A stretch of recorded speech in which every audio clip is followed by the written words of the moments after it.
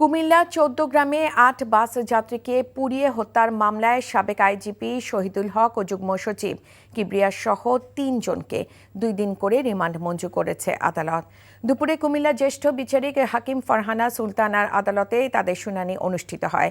বিচারক সাবেক আইজিপি শহীদুল হক, সাবেক যুগ্ম সচিব গোলাম কিবরিয়া ও বুড়িচংয়ের আওয়ামী লীগ নেতা জহিরুল ইসলাম সেলিমের ১০ দিন করে রিমান্ড আবেদন করা হয়।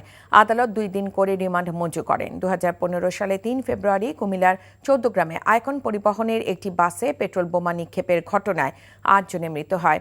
ওই মামলায় বিএনপি চেয়ারপারসন বেগম খালেদা জিয়া সহ ৬৪ জনের নাম উল্লেখ করে অজ্ঞাতদের বিরুদ্ধে মামলা করে তৎকালীন পুলিশ। তবে ৫ আগস্ট গণ অভ্যুত্থানের পর ১১ সেপ্টেম্বর কুমিল্লা আদালতে একই ঘটনায় পাল্টা মামলা দায়ের করেন নাশকতা কবলিত ওই বাসটির তত্ত্বাবধায়ক পরিচয় দানকারী আবুল খায়ের। টাকা চুরির জন্য যদি আমার গলায় জুতার মালা পরাইতে হয়, তাহলে আমার শালীর সাথে প্রতারণা করার জন্য তোর ফাঁসি হবে। দুলা ভাই, আপনার তো ঘর জামাই বইলা একটা পরিচয় আছে, আমার তো তাও নাই।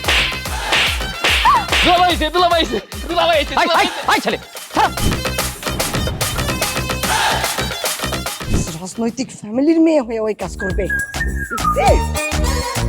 যারে পাবো আরে পিটাবো, রক্তের নেশায় ধরছে, রক্তের নেশায়, কাঁচা রক্তের নেশায় ধরছে।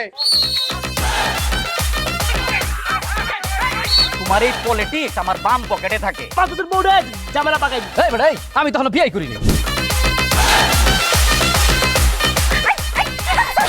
দুইটার আমি গুলি করে মারু। মাসুদরা কোনোদিন ভালো হয় না।